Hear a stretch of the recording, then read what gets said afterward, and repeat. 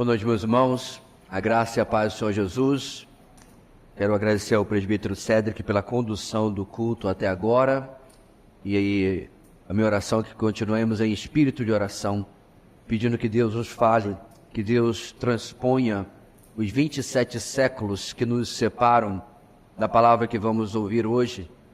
Continuando a exposição de Isaías, aonde já estamos há 13 meses, e Deus possa transpor e falar a nossa vida hoje, agora, em nossa realidade. Durante essa caminhada, meus irmãos, hoje chegamos à mensagem número 46 e chegamos ao capítulo 49, nós temos visto este tema geral que eu quero convidar os irmãos a nós repetirmos juntos a uma só voz. Lá está. Vamos lá?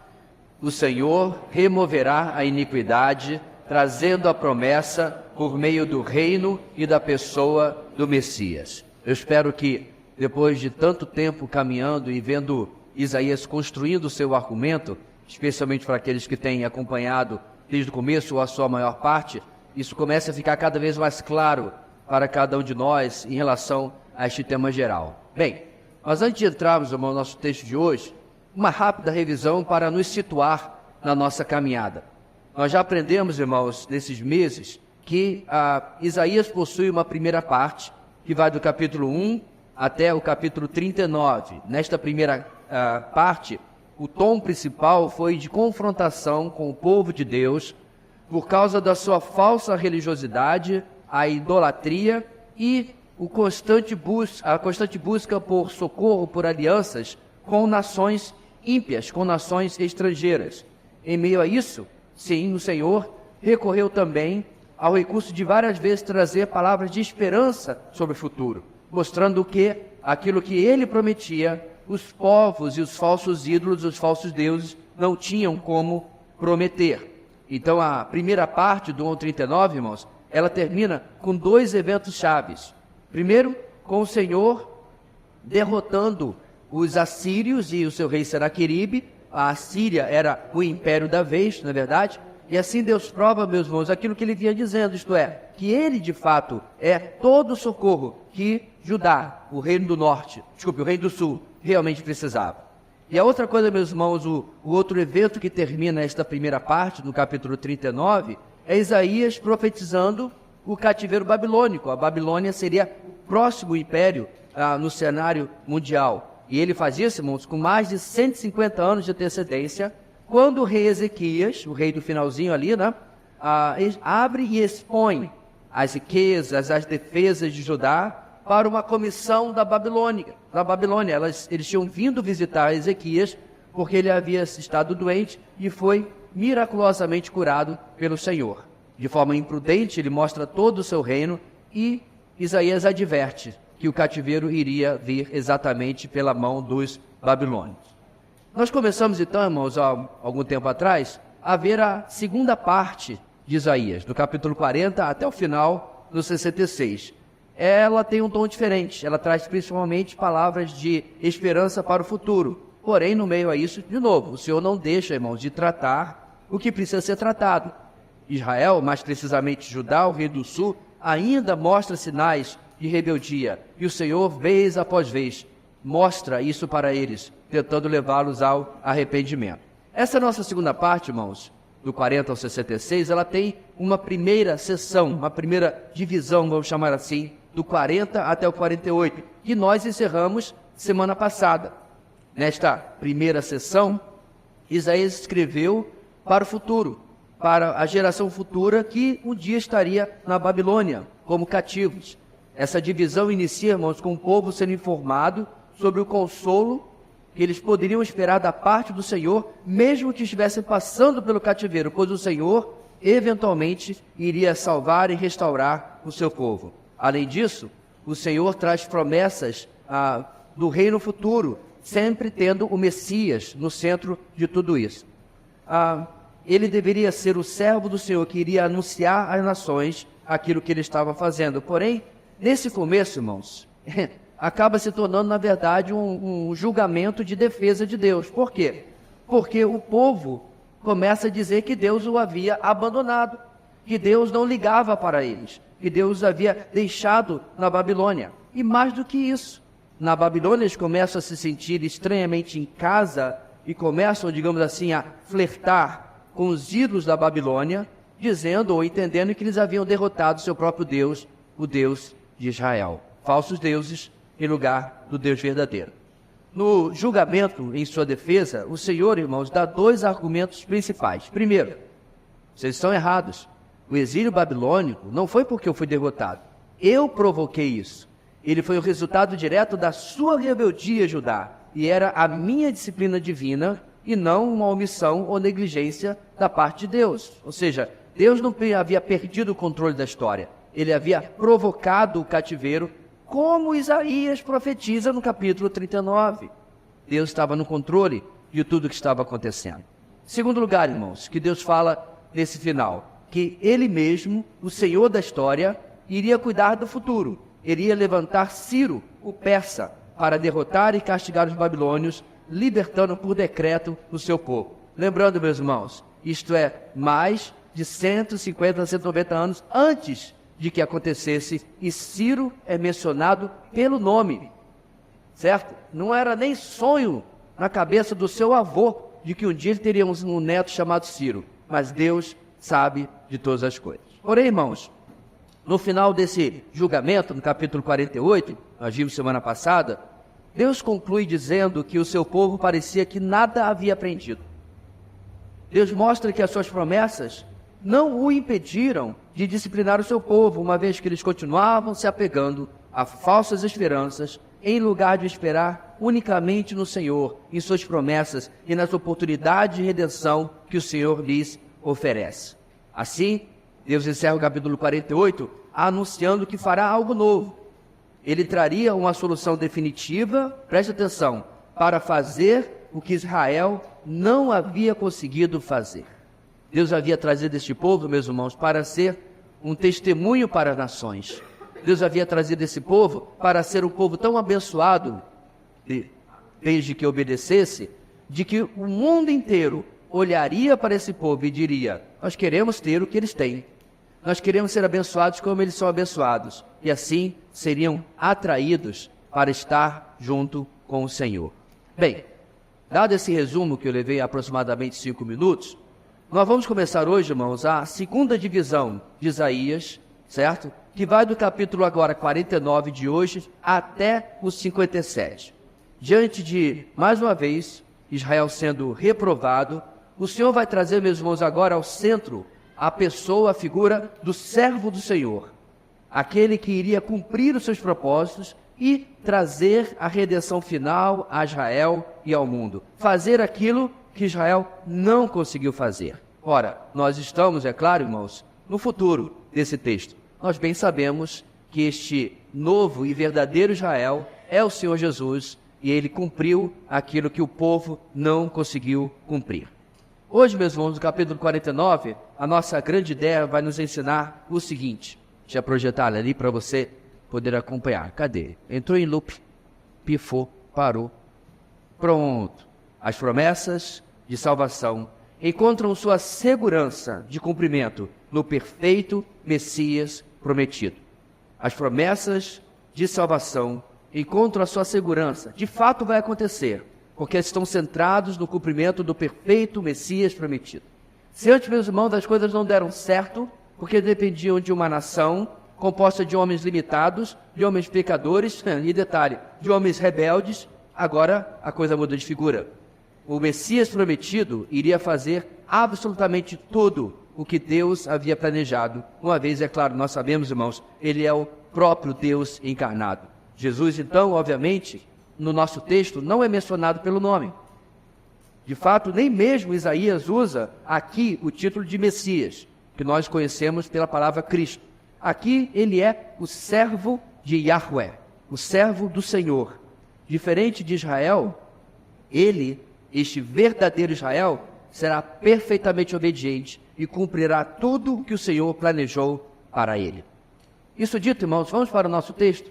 Isaías capítulo 49, dá uma olhada à sua esquerda e à direita, ver se alguém precisa pegar uma carona com você na sua Bíblia. Quero mais uma vez, irmãos, aqui na nossa leitura da salmodia no começo, eu percebi isso, nós estamos com este problema de desencontro de versão uma vez que a versão que usamos, a NVI, sofreu uma revisão e quem está com a versão digital, alguns têm um texto diferente, infelizmente. Mas isso não impede que você vá lendo, né? Se você perceber que está um pouco fora, você abaixa a voz, você sobe de novo e a gente pode chegar até o final do capítulo 49 com a ajuda do Senhor.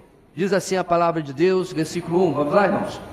Escutem-me, vocês, ilhas, ouçam vocês, nações distantes. Antes de eu nascer, o Senhor me chamou. Desde o meu nascimento, Ele fez menção de meu nome. Ele fez de minha boca uma espada afiada. Na sombra de sua mão, Ele me escondeu. Ele me tornou uma flecha polida e escondeu-me na sua aljava. Ele me disse, você é meu servo, Israel, em quem mostrarei o meu esplendor. Mas eu disse, tenho me afadigado sem qualquer propósito. Tenho gastado minha força em vão e para nada. Contudo, o que me é devido está na mão do Senhor, e a minha recompensa está com o meu Deus.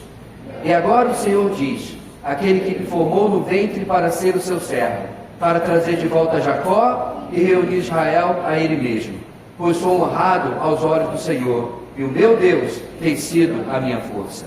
Ele diz, para você é coisa pequena demais ser meu servo, para restaurar as tribos de Jacó e trazer de volta aqueles de Israel que eu guardei. Também farei de você uma luz para os gentios, para que você leve a minha salvação até os confins da terra. Assim diz o Senhor, o Redentor, o Santo de Israel, aquele que foi desprezado e detestado pela nação, ao servo de governantes. Reis do verão e se levantarão. Líderes do verão e se encurvarão, por causa do Senhor, que é fiel, o Santo de Israel, que o escolheu. Assim diz o Senhor, no tempo favorável eu lhe responderei, e no dia da salvação eu o ajudarei.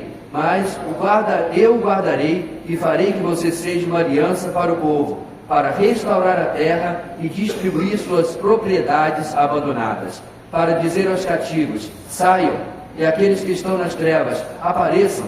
Eles se apacentarão juntos aos caminhos e acharão pastagem em toda a colina estéril. Não terão fome nem sede. O calor do deserto e o sol não os atingirão. Aquele que tem compaixão deles os guiará e os conduzirá para as fontes de água. Transformarei todos os meus montes em estradas e os meus caminhos serão erguidos. Veja, eles virão de bem longe, alguns do norte, alguns do oeste, alguns de Assuã. Gritem de alegria, ó céus, regozijem-se, ó terra, e rompam em canção, ó montes, pois o Senhor consola o seu povo e terá compaixão de seus afligidos. Sião, porém, disse, o Senhor me abandonou, o Senhor me desamparou. Haverá mãe que possa esquecer seu bebê que ainda mama e não ter compaixão do filho que gerou? Embora ela possa esquecê-lo, eu não me esquecerei de você. Veja, eu gravei você nas palmas das minhas mãos. Seus muros estão sempre diante de mim. Seus filhos apressam-se em voltar, e aqueles que a despojaram afastam-se de você. Erga os olhos e olha ao redor. Todos os seus filhos se ajuntam e vêm até você. Juro pela minha vida que você se vestirá deles, todos com um ornamento. Você se vestirá deles como uma noiva, declara o Senhor. Apesar de você ter sido arruinada e abandonada, e apesar de sua terra ter sido arrasada, agora você será pequena demais para o seu povo, e aqueles que a devoraram estarão bem distantes.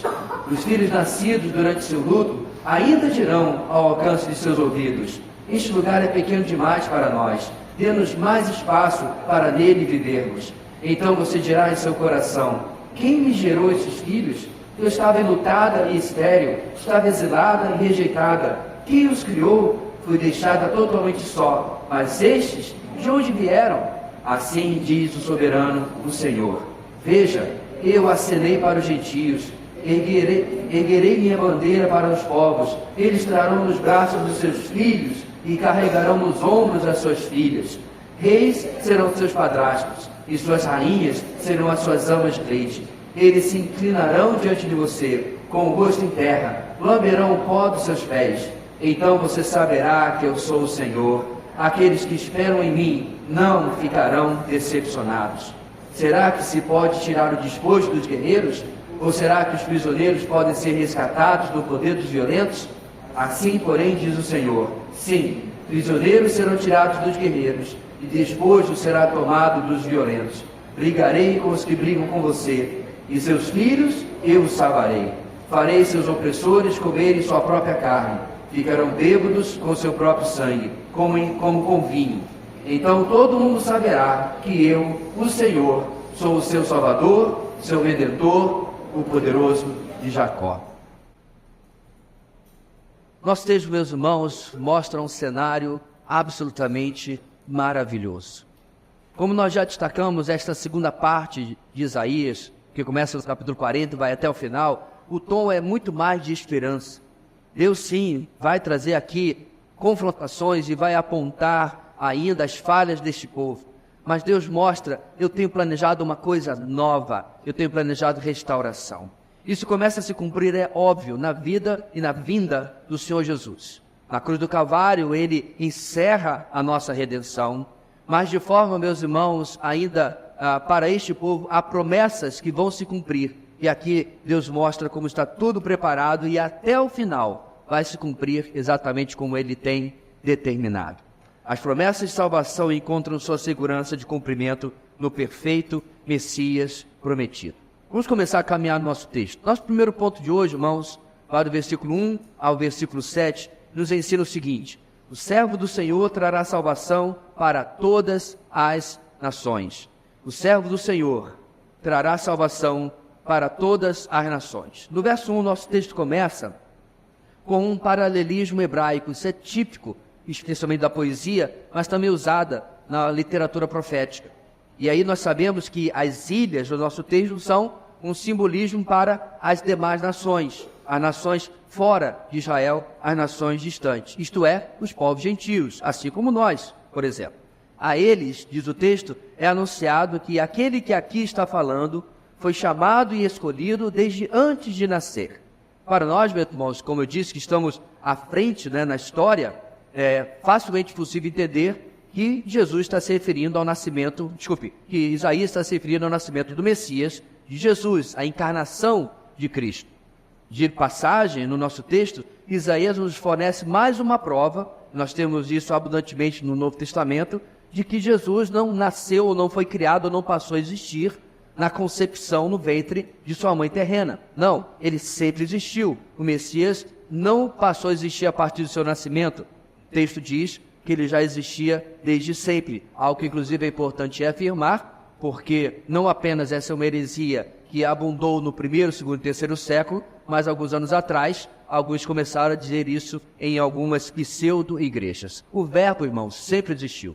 A palavra, o Logos, o Cristo, sempre existiu, sendo o próprio Deus. Bem, a missão dele não era de levar uma mensagem apenas de paz e apenas de tranquilidade, porque os símbolos usados aqui não são assim. Ele é uma espada afiada, ele é uma flecha polida, 2 instrumentos de ataque.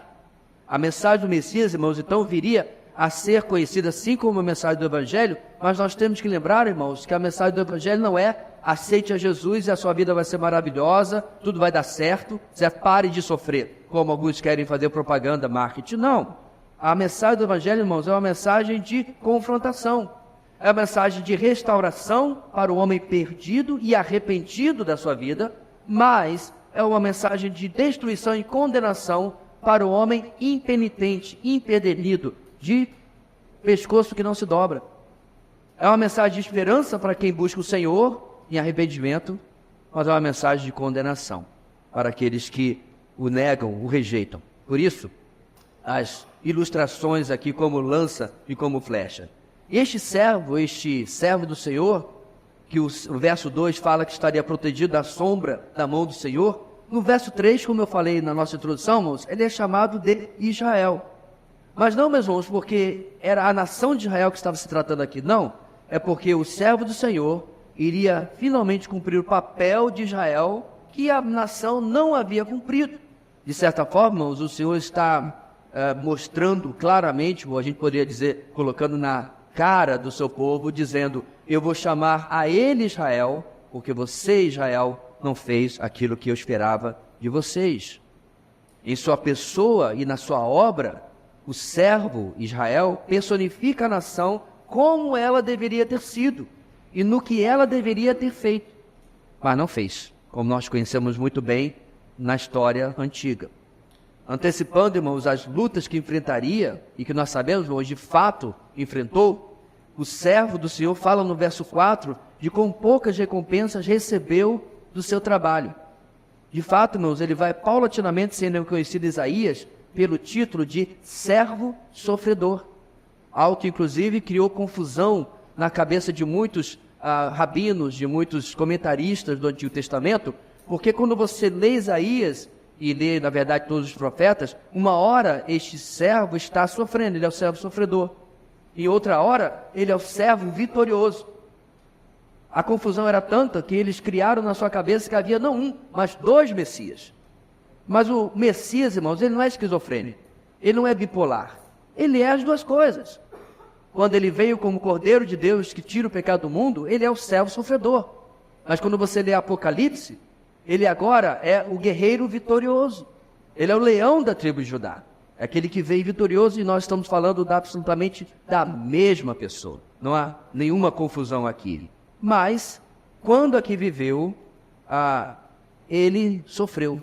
Foi rejeitado, morreu, obviamente ressuscitou por causa de ele não ser aquilo que as pessoas esperavam no primeiro século que ele deveria ser. Mas, irmãos, ele não foi abalado, ele não foi impactado pelas circunstâncias que ele viveu. Ele, no nosso texto, diz que espera a sua recompensa final do Senhor Deus.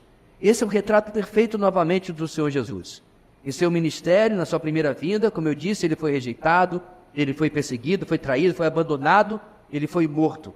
Mas nós sabemos perfeitamente que essa não será a sua situação definitiva, a sua realidade, especialmente na sua segunda vinda. O Messias virá como Rei dos Reis, Senhor dos Senhores, e ninguém poderá resisti-lo. Ele receberá sua recompensa completa e ele vai instaurar o seu reino. Mesmo hoje, irmãos, antes da sua segunda vinda, o Evangelho não para de crescer. A Bíblia ela é o livro mais vendido, é o livro mais lido, mas ela já foi perseguida, queimada, destruída inúmeras vezes. Ela foi proibida em inúmeros países.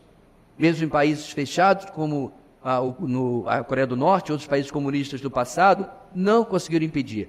Há algumas semanas atrás, nós vimos o vídeo aqui do irmão André, que já faleceu há 1 ou 2 anos, com 90 e tantos anos de idade, o qual foi conhecido como o contrabandista de Deus, porque ele entrava nas décadas de 50, 60 e 70 nos países comunistas, levando exatamente este livro tão temido por aqueles governantes. Ou seja, meus irmãos, Deus continua avançando com seu plano, avançando com a sua obra, e o Messias continua reinando vitorioso. Retornando à sua realidade, o servo revela que a restauração de Israel está no centro da sua missão. Como temos sido apontados e lembrados por Isaías, meus irmãos, várias vezes, o Messias é prometido ao povo de Israel como aquele que trará cumprimento às alianças, às promessas feitas, especialmente a Abraão, Isaque e Jacó e ao rei Davi. Portanto, meus irmãos, diz o texto, ele trará de volta Jacó e vai reunir Israel a ele mesmo. Pois ele, meus irmãos, é o justo descendente de Davi, que reinará sobre o trono de Israel, tal como prometido, inclusive, quando ele foi anunciado sobre o seu nascimento a seus pais terrenos, a José e Maria. Ele iria reinar sobre o trono de Davi, seu pai. A ele, o Senhor, diz no verso 6, que isso não seria tudo. Aí que eu acho interessante, meus irmãos, como que o Senhor diz, é pouco você reinar sobre Israel. Apesar do papel importante que o povo da aliança no Antigo Testamento tem na história escrita pelo Senhor Deus, a salvação que o servo traria, obviamente, irmãos, não seria apenas para os judeus. No Novo Testamento, Paulo vai nos lembrar que a salvação veio para os judeus, mas também para os gentios. Diz que ele veio para os seus não receberam, mas a todos quantos o receberam. Deus deu a eles o poder de serem feitos filhos de Deus. Para eles, meus irmãos, haveria, para os judeus, salvação e promessas específicas, mas as nações não seriam deixadas nas trevas. O servo finalmente cumpriria o que nós já vemos, meus irmãos, em tantas e tantas partes do Antigo Testamento. Ora, lembrar de um texto que você conhece bastante, porque você canta inclusive está no repertório cantado hoje na nossa congregação, eu sei porque eu passei para eles, é o Salmo 96. O que a gente canta no Salmo 96? Cantem ao Senhor um novo cântico. Cantem ao Senhor todos os habitantes da terra. Anunciem a sua glória entre as nações, seus feitos maravilhosos entre todos os povos. Digam entre as nações, o Senhor reina, por isso firme está o mundo e não se abalará. Ele julgará os povos com justiça. Nisso que a nação de Israel falhou. Agora, o servo, o verdadeiro Israel, cumpriria perfeitamente.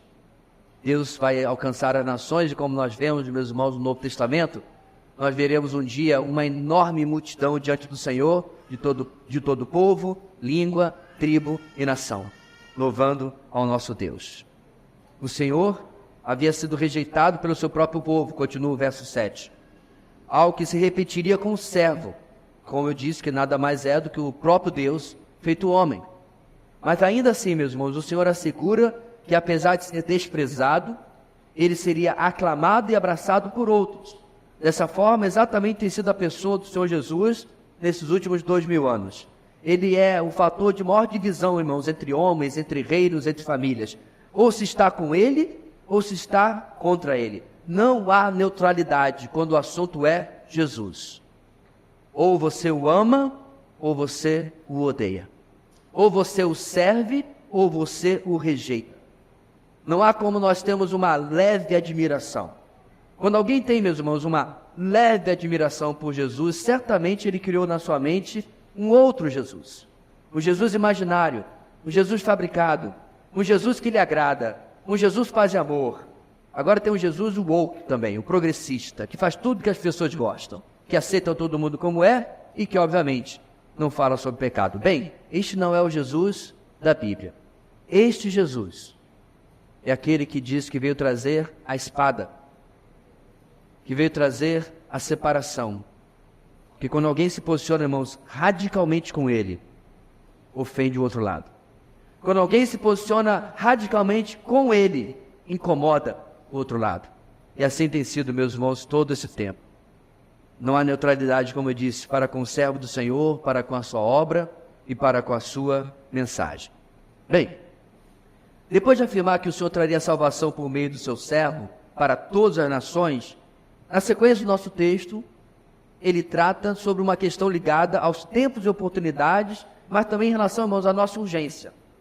Se precisamos de algo, irmãos, geralmente, isso é mais comum hoje, inclusive até do que era antigamente, se nós precisamos de algo, nós queremos aquilo para ontem. Temos pressa. E de uma maneira, irmãos, muito maior, a salvação da humanidade, a solução para o pecado da humanidade, a solução para a condenação da humanidade é urgente. E para Israel era urgente a sua própria restauração. Isso havia sido, meus irmãos, suprido ao longo da história, na qual homens já deveriam crer na promessa do Salvador e assim ter a esperança de um futuro ao lado do Senhor. Promessa essa que o Senhor aqui mostra que cumprirá, porém, Deus vai falar agora, meus irmãos, que as coisas acontecem no seu tempo, que absolutamente nada na história da humanidade é por acaso, é por coincidência, é sem plano, muito pelo contrário, é pelo desígnio de um Deus que tem a história na palma da sua mão.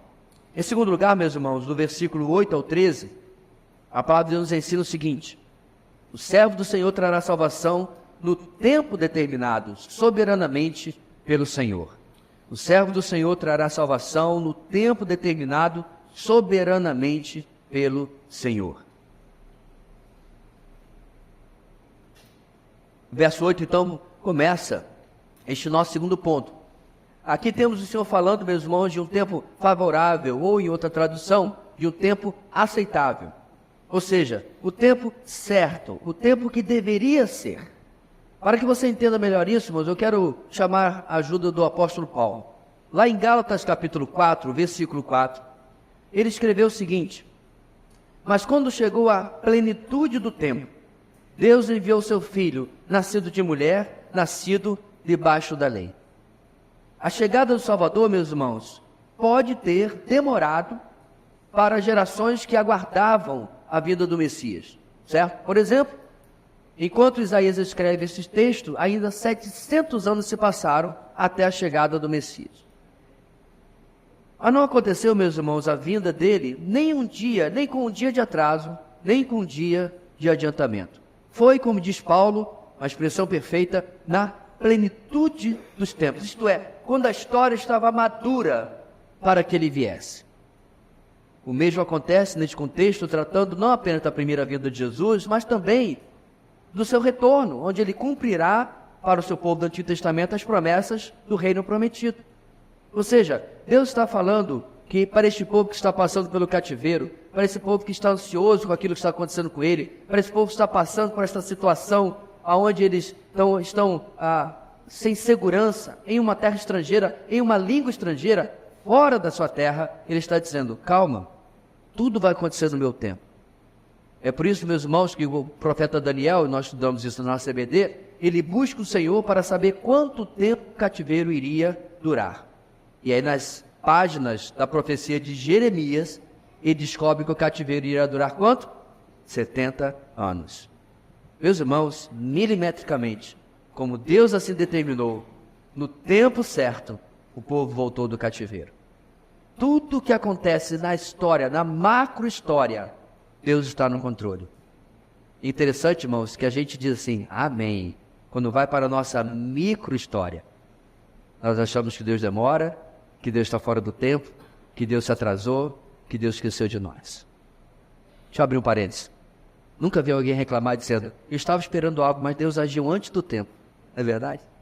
A gente reclama que Deus se atrasa, mas não reclama se parece que Ele se antecipa. Nenhuma das duas coisas é verdade. Deus não faz nada com pressa só porque você pediu. Deus não se atrasa porque Ele perdeu o controle. Ele faz tudo no tempo certo. Voltando para o nosso texto, irmãos, repare como o verso 8, onde começamos, na versão que nós usamos, ela está com os textos no futuro. Algumas traduções traduzem diferente. Escutei, socorri, usando tempos do passado. Na verdade, meus irmãos, o que está se tratando aqui, sim, poderia se traduzir literalmente no passado, mas são promessas do futuro. Mas Isaías está escrevendo como coisas que para Deus já são tranquilas. É como se eu orasse, Senhor, me abençoe no concurso que eu irei fazer. E Deus respondesse, eu já te abençoei. Não, Senhor. O Senhor deve estar falando de algum concurso que passou, não. É no futuro. E Deus responde no passado. Porque o nosso Deus não é preso ao tempo. É isso que Ele está falando aqui. E tudo isso, meus irmãos, que Ele está falando que já fez, mesmo sendo no futuro, é a respeito do servo do Senhor, do Messias, é a respeito do seu papel único na restauração, particularmente de Israel. Ele que se tornou uma aliança, diz o texto, como vimos inclusive Jesus falando de si mesmo, irmãos, na ceia, na nova aliança, Ele que liberta os cativos, Ele que tira os das trevas, como está no verso 9, Ele, meus irmãos, que se torna o pastor, que os leva a achar pastagem, Ele não apenas liberta, mas Ele cuida e alimenta os seus. Todas essas descrições que se seguem também refletem como será o ambiente que viveremos com Ele no seu reino messiânico. Libertação e restauração de tudo que havia sido perdido, cuidado e alimento, suprimento e direção, continua o verso 10. Até mesmo, irmãos, mudança da geografia para tornar a vida mais agradável, completa o verso 11. E finalmente a repetição de uma promessa tantas vezes mencionada, o retorno do povo de diversas regiões, completa o verso 12. Eu fiz um sobrevoo para mostrar, meus irmãos, que tudo aquilo que Israel um dia poderia ter se tivesse obedecido, mas não teve porque desobedeceu. O Messias, transformando esse povo agora, pela nova aliança, vai poder cumprir tudo para Ele, porque agora esse povo vai conseguir obedecer debaixo do servo do Senhor. Apesar do tempo das promessas de Deus não ser o nosso tempo, elas de fato se cumprirão. No verso 13, então, o profeta fecha essa sessão convocando a natureza. Diante de tudo aquilo, meus irmãos, que a gente viu agora, que Deus vai fazer, a criação é chamada, como assim, de uma forma personificada, a gritar de alegria.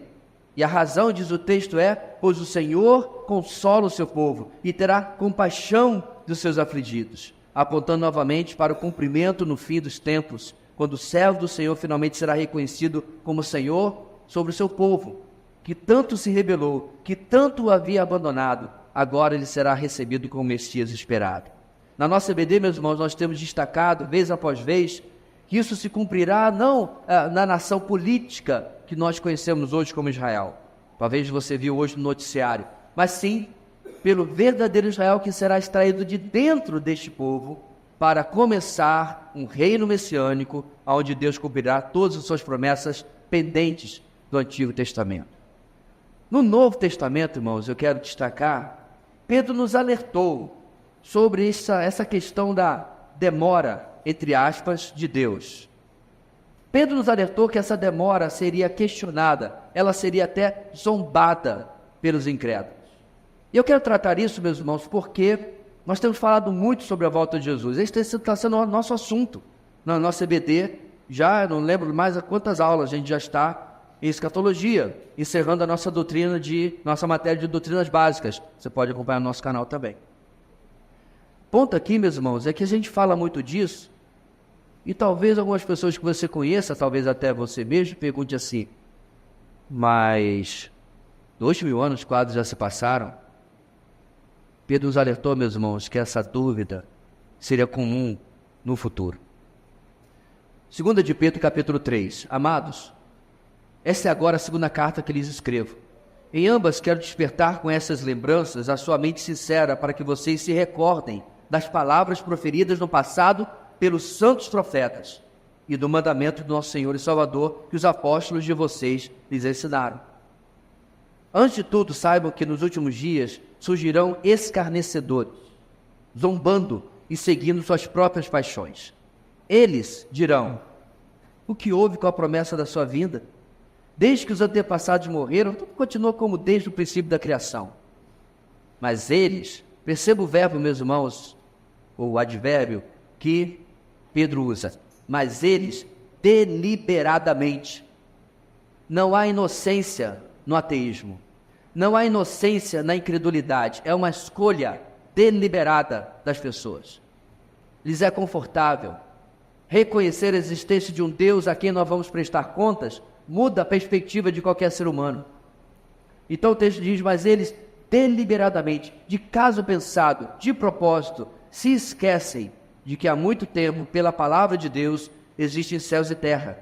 Esta formada da água e pela água. E pela água, o mundo daquele tempo foi submerso e destruído. Ele está se referindo ao quê, meus irmãos? Ao dilúvio.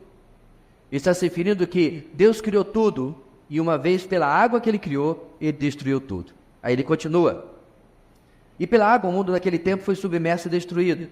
Pela mesma palavra que criou tudo, pela mesma palavra que inundou tudo, pela mesma palavra, os céus e a terra que agora existem estão reservados para o fogo, guardados para o dia do juízo e para a destruição dos ímpios.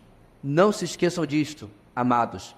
Para o Senhor, um dia é como 1000 anos, e 1000 anos como um dia. Amada igreja, o Senhor virá e cumprirá suas promessas, e os zombadores serão envergonhados. Não deixe que a incredulidade deste mundo passe e agarre em você.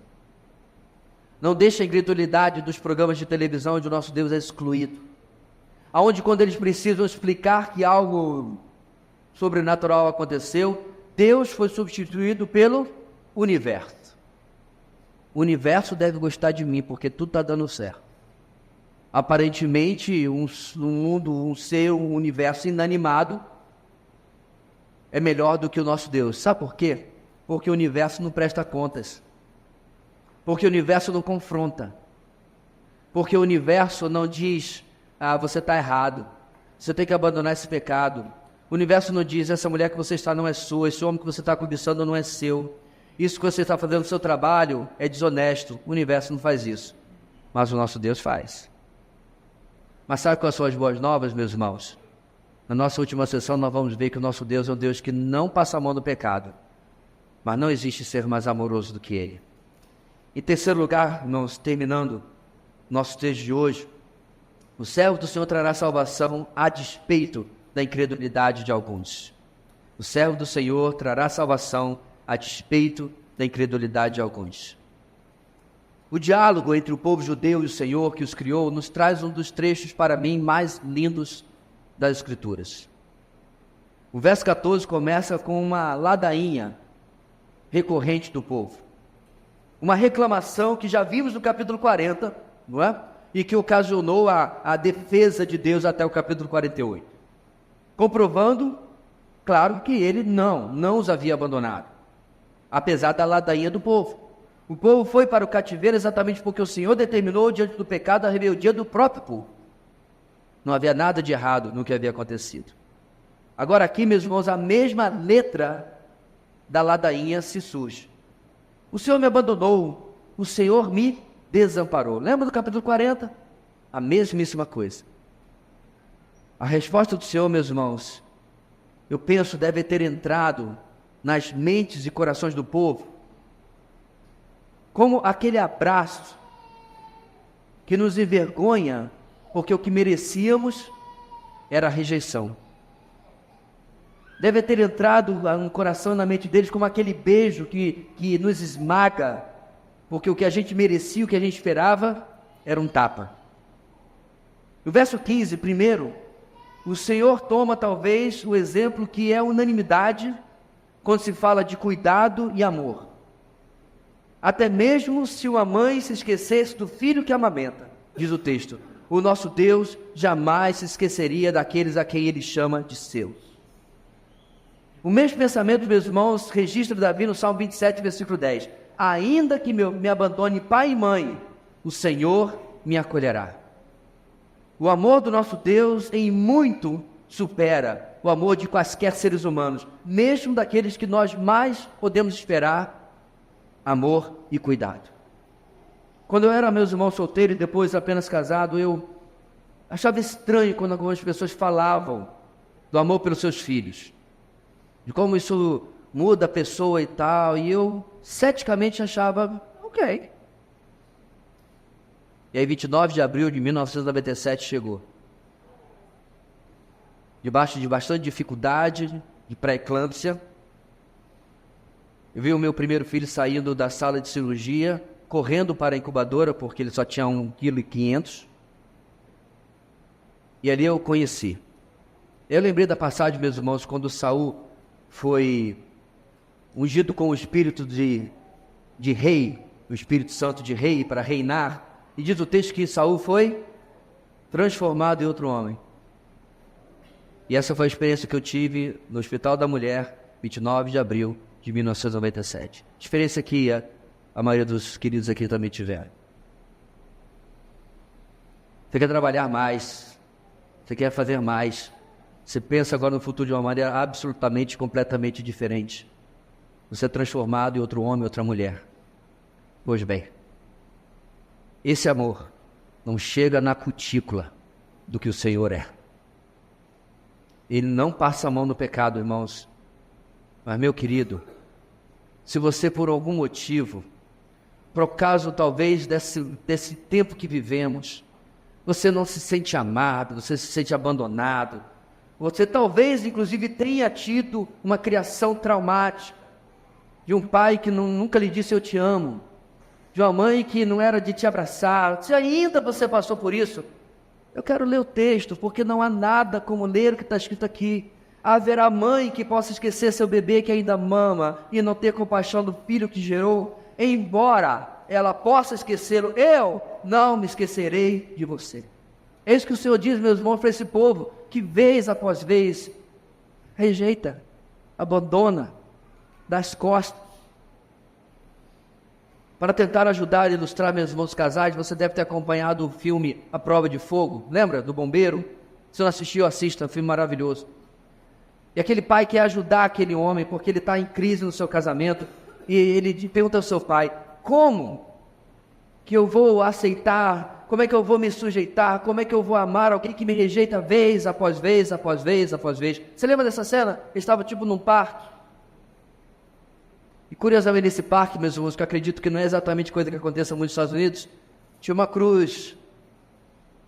E o seu pai, estrategicamente ouvindo o seu filho desabafar das dificuldades, como a sua esposa o rejeitava, ele vai caminhando, e ele encosta estrategicamente naquela cruz. E aquele pai responde assim, pois é, como?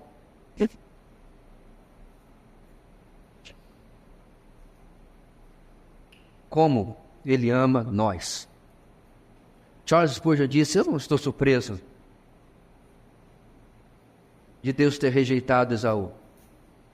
Eu estou surpreso de Ele ter amado Jacó, ter amado a mim, ter acolhido a mim.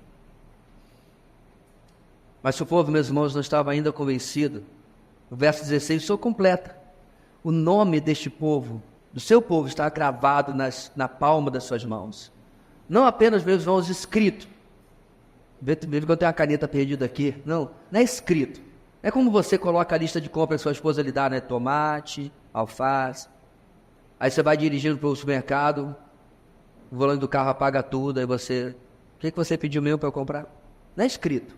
O texto diz, meu irmão, que ele está gravado, ele está tatuado, ele está riscado, ele está cicatrizado nas mãos de Deus. E lá não há como tirar. A pele foi cortada. Lá o nome do Senhor, o nome do povo de Deus fica permanentemente.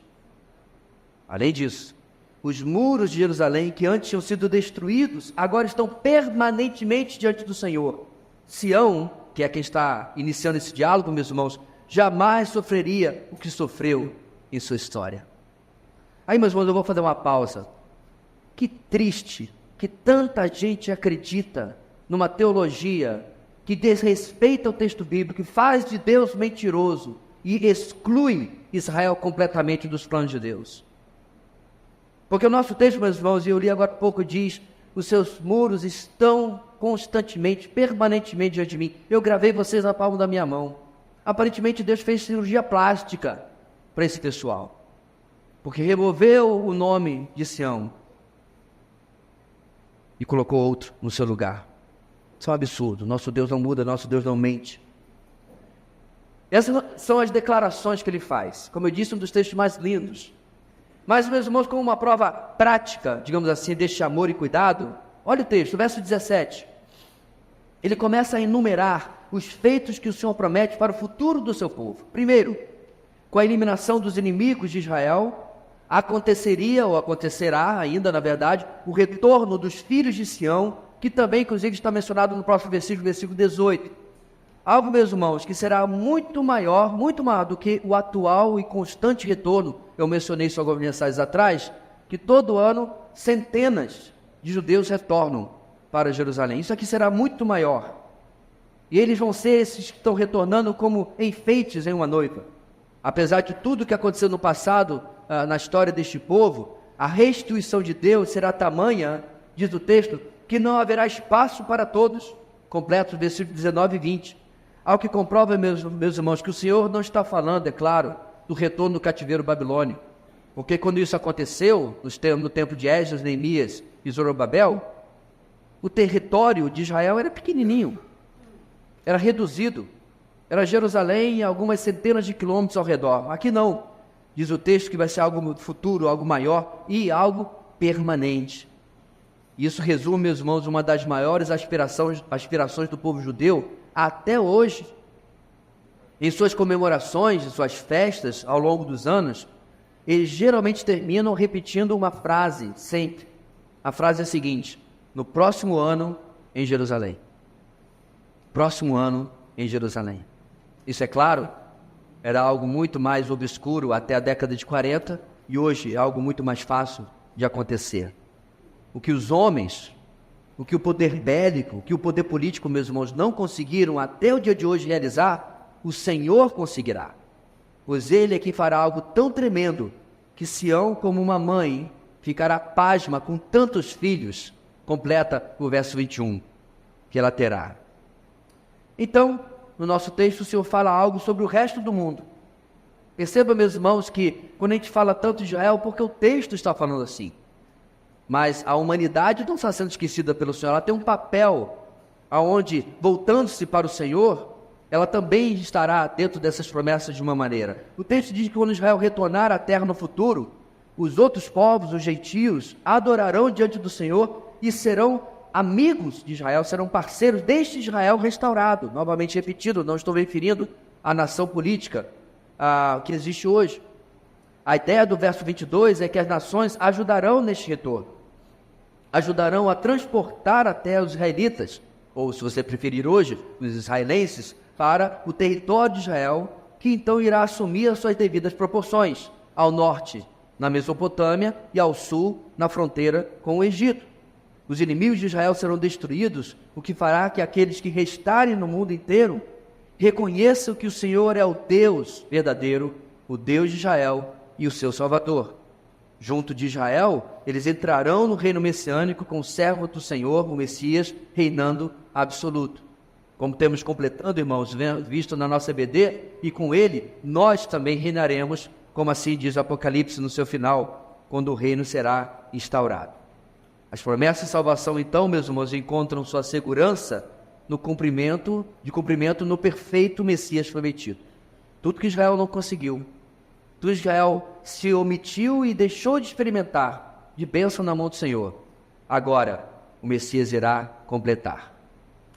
Algumas considerações para a gente encerrar a nossa noite para casa, eu espero abençoado por esse texto de tanta promessa e de tanta esperança. Nós vimos que o servo do Senhor trará salvação para todas as nações, não é verdade? Bem, amados, o Messias, o servo do Senhor, já fez a sua parte. Ele fez, inclusive, a parte mais difícil. Ele viveu e morreu em nosso lugar. Ele é o autor e consumador da nossa fé, escreve o autor de Hebreus. Fé que precisamos agora, irmãos, pregar a todo mundo. Cada membro da Igreja de Cristo precisa cuidar, preste atenção, irmãos, para que a Igreja de Cristo não caia no mesmo erro de Israel. Qual erro? De vivermos tanto para nós mesmos, para nossos eventos, para nossas programações, que esqueçamos que nós estamos debaixo de um mandato divino. Eu sempre esqueço o nome desta mulher, porque o nome dela não é fácil de decorar, mas eu acho, meus irmãos, a resposta dela, quando falou sobre chamado, uma das mais perfeitas que eu já ouvi. Perguntaram a ela quando ela tinha sido chamada para o trabalho missionário. A resposta dela foi simples, abre aspas. Eu não recebi nenhum chamado. Eu ouvi uma ordem e obedeci. Nós estamos, meus irmãos, tratando da grande comissão, mas muitos dos cristãos de hoje têm tornado na grande omissão. Isso deve e precisa ser algo, meus irmãos, que nos chame a atenção. Se nós somos servos deste servo do Senhor, se nós somos seguidores do Messias, como temos um estilo de vida, um comportamento diferente daquele que ele teve? Cada momento da sua vida, meus irmãos, em que a oportunidade se apresentava, ele testemunhava da salvação. Talvez você esteja orando pelos seus alvos evangelísticos, talvez você esteja até fazendo uma iniciativa ou outra, mas eu quero ainda lhe convidar que você faça uma autoanálise, um checklist, se você de fato tem se envolvido com as vidas que precisam de Deus de salvação, tanto quanto você precisaria, tanto quanto você deveria. Porque o Messias veio trazer a salvação, irmãos, para todas as nações. Eu quero terminar com um dado interessante. Algum dia, alguém lá nos Estados Unidos ouviu o mesmo desafio que eu estou mencionando agora.